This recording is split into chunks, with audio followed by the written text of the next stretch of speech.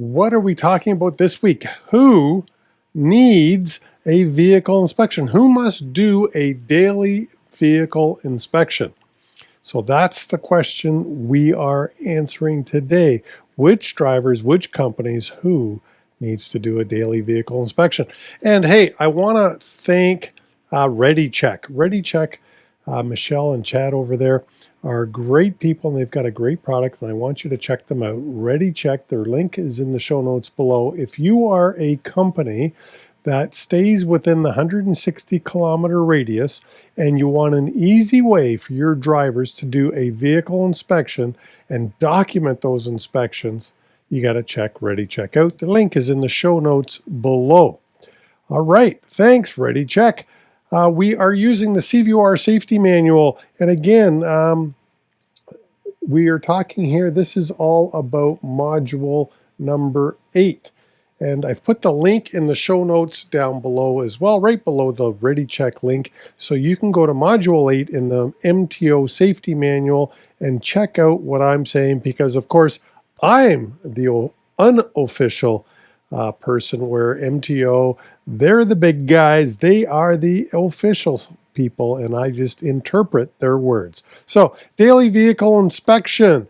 Daily Vehicle Inspection, DVIR is the acronym, and that stands for Daily Vehicle Inspection Report. So if I use the acronym DVIR, you'll know that I'm talking about the Daily Vehicle Inspection. So the DVIR, who needs to do it? Trucks, mobile equipment, vehicles, trailers, converter dollies that, on their own or in combination, have a total gross weight or a registered gross weight exceeding 4,500 kilograms. So if you're more than 4,500 kg, you've got to do a daily vehicle inspection.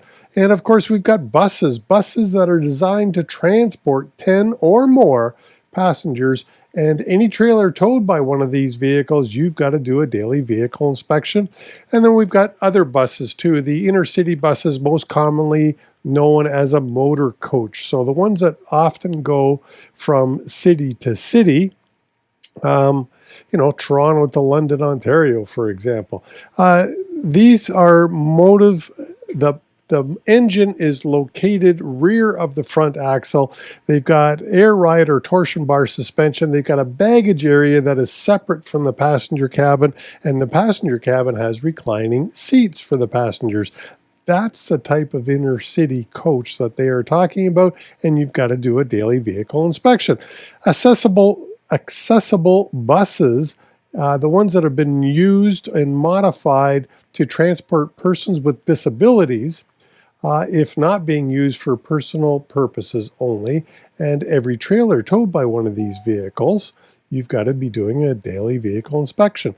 And then there's school buses or school purpose vehicles. So any school purpose vehicle and buses operated under contract with the school board or authority in charge of a school and being used for transportation of 6 or more adults or adults with developmental disabilities, you've got to do a vehicle inspection. All right, so that's a lot of who needs to do it, who doesn't have to do it, or who is exempt from doing it. Well, obviously, if your truck is less than 4,500 kg, a truck with a combined gross weight or an actual gross weight of 4,500 kilograms or less, whether towing a trailer or not, you don't have to do one. Personal use pickups and buses. So if it's just you and it's personal use, that's okay. You don't have to do one. And a vehicle that is personally leased for 30 days or less. So a truck or a bus leased for personal use only by an individual for 30 days or less, you don't have to do one. Hey, mechanics on a road test don't have to do one. All right, and there's some other qualifications there. Read the act, but there are mechanics don't have to do one. Dealer plates. If you're operating under a dealer plate and an empty truck or a bus operated under the authority of a dealer plate or a service plate, you don't have to do one. Historic vehicles with an historic permit.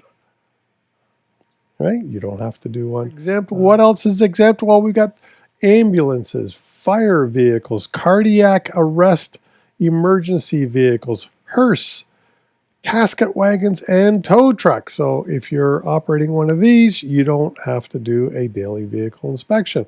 Emergency vehicles are also exempt. So an emergency vehicle with a towed trailer responding to or returning from an emergency would be exempt. Relief trucks.